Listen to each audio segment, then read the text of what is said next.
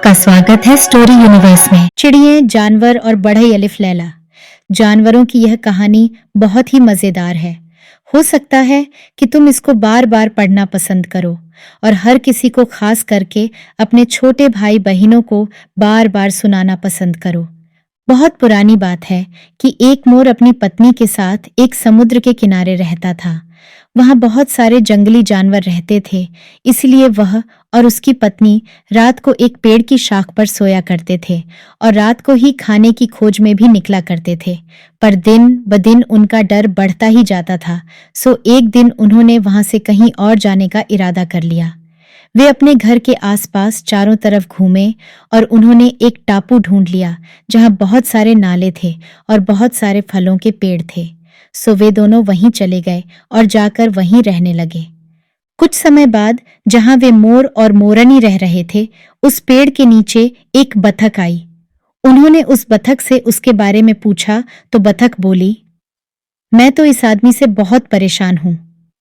मोर बोला, डरो नहीं, तुम्हारी हिफाजत करने के लिए हम लोग यहाँ हैं। बतख ये सुनकर बहुत खुश हुई और उसने अल्लाह का बहुत बहुत शुक्रिया अदा किया।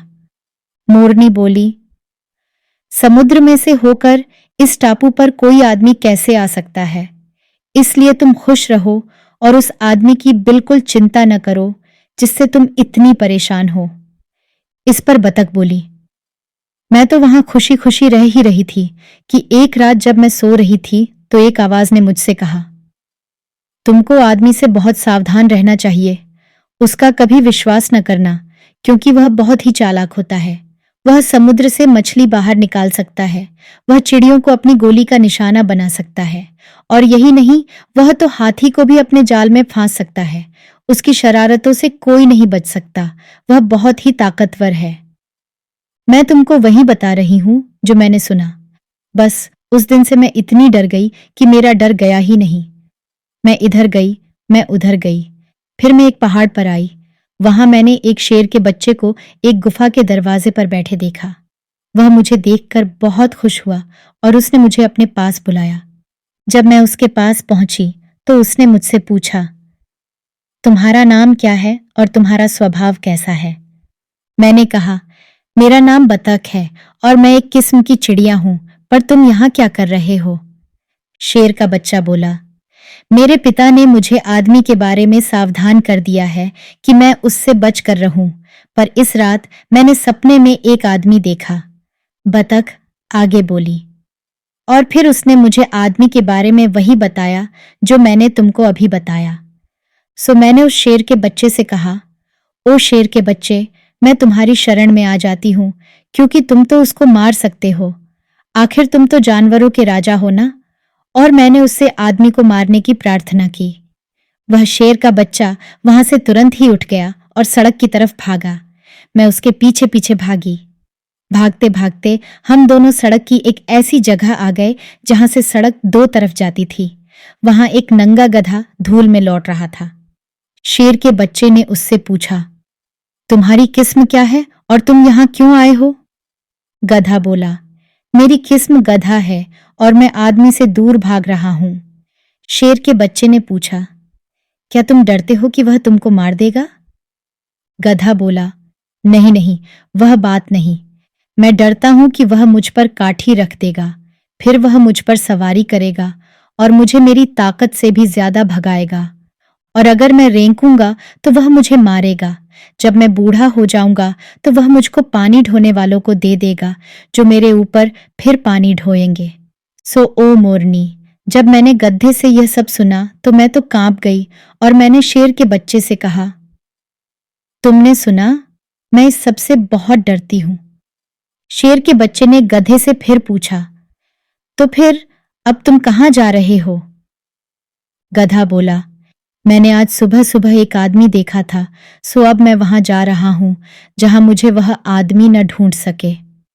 जब हम लोग ये बातें कर रहे थे कि तभी धूल का एक और बादल उठा और एक घोड़ा हमने अपनी तरफ आता हुआ देखा। शेर के बच्चे ने उससे पूछा, तुम्हारी क्या किस्म है और तुम इस रेगिस्तान में इस तरह क्यों भागे जा रहे हो? घोड़ा बोला, मेरा नाम घोड़ा है और मैं आदमी से भाग रहा हूं। शेर का बच्चा बोला, तुमको यह कहते हुए शर्म आनी चाहिए। तुम इतने शाही जानवर होकर भी आदमी से डरकर भाग रहे हो।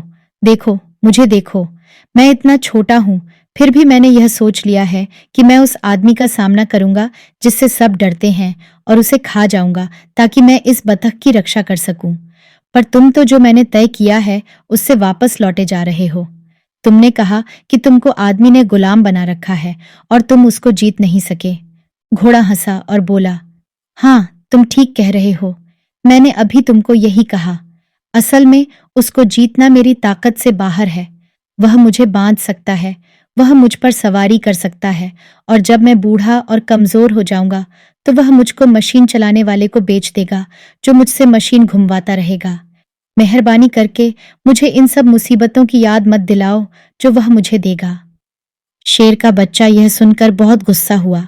उसने घोड़े से पूछा, तुमने उसको कब छोड़ा था? घोड़ा बोला, मैंने उसको दोपहर को छोड़ा था और तभी से वह मेरे पीछे है। कहकर वह घोड़ा वहां से दौड़ता हुआ चला गया। जब शेर का बच्चा घोड़े से इस तरह की बातें कर रहा था तो उसने एक और धूल का बादल अपनी तरफ उड़ता हुआ आता हुआ देखा। उसमें से एक गुस्से से भरा एक ऊंट निकल कर आ रहा था। जब उस छोटे से शेर के बच्चे ने उस बड़े से ऊंट को देखा तो उसको लगा कि आदमी आ गया।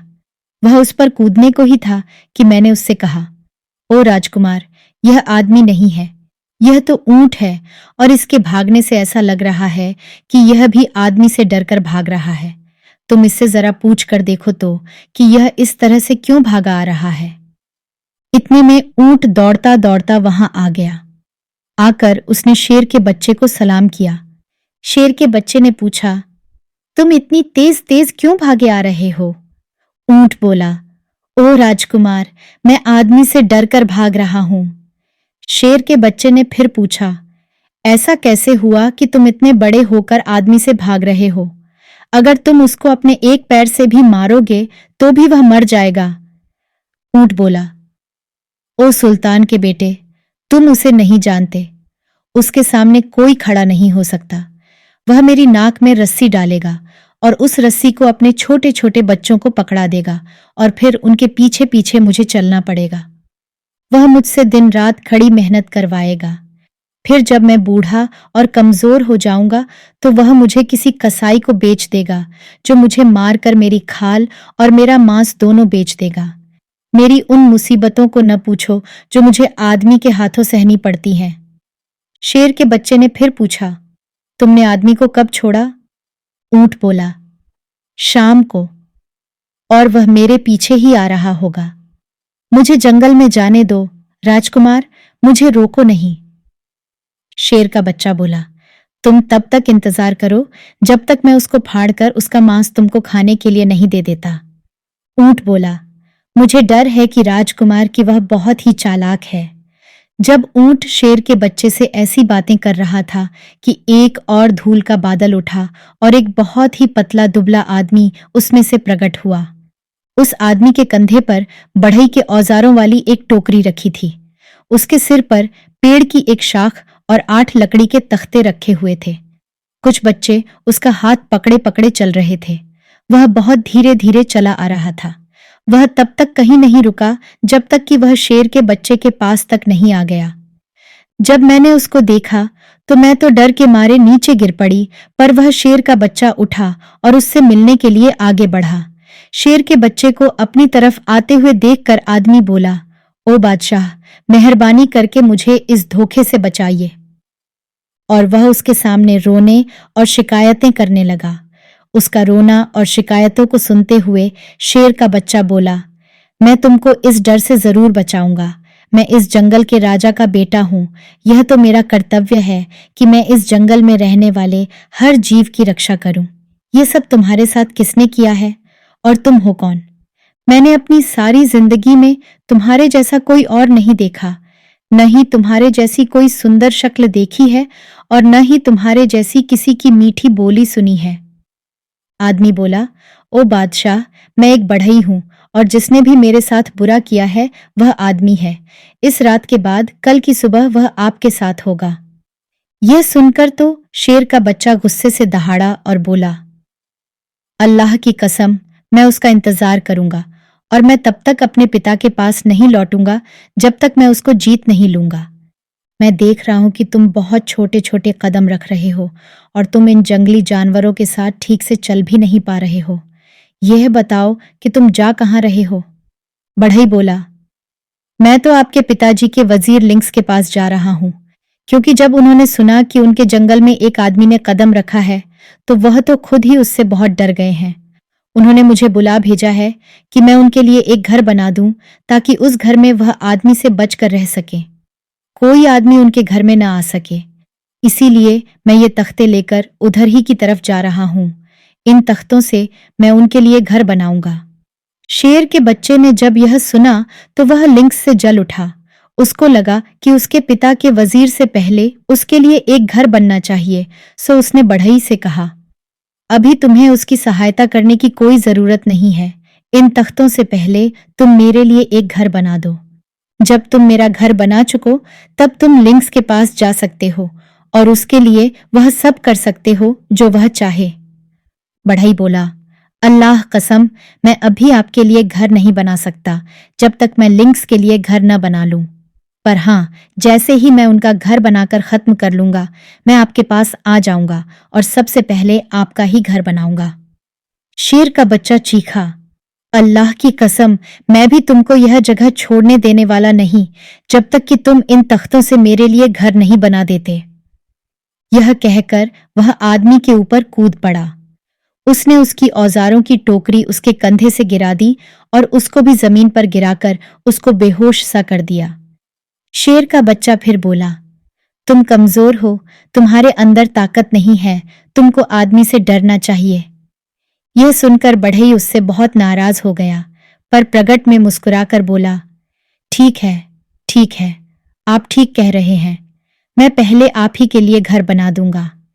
कहकर वह शेर के बच्चे के लिए उन तख्तों से घर बनाने में लग गया। उसने सबसे पहले उन तख्तों से जो वह अपने साथ लाया था एक बक्सा बनाया। उस बक्से का दरवाजा उसने खुला छोड़ दिया, जिसके लिए उसने एक बड़ा मजबूत ढकना बनाया जिसमें बहुत सारे छेद थे। फिर उसने एक हथौड़ा और कुछ पुरानी कीलें निकाली और शेर के बच्चे से बोला, अब इस खुली जगह के रास्ते से आप अपने घर में घुस जाइए, ताकि मैं इसको आपके नाप का बना सकूं।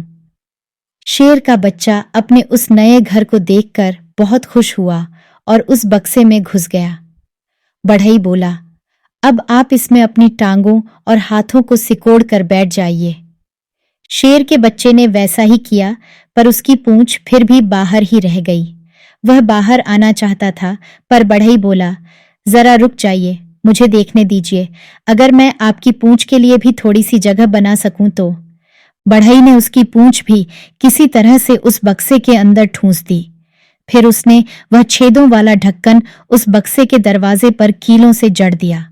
यह देखकर शेर का बच्चा चिल्लाया, ओ बढ़ई, ये तुमने मेरे लिए कैसा तंग घर बनाया है?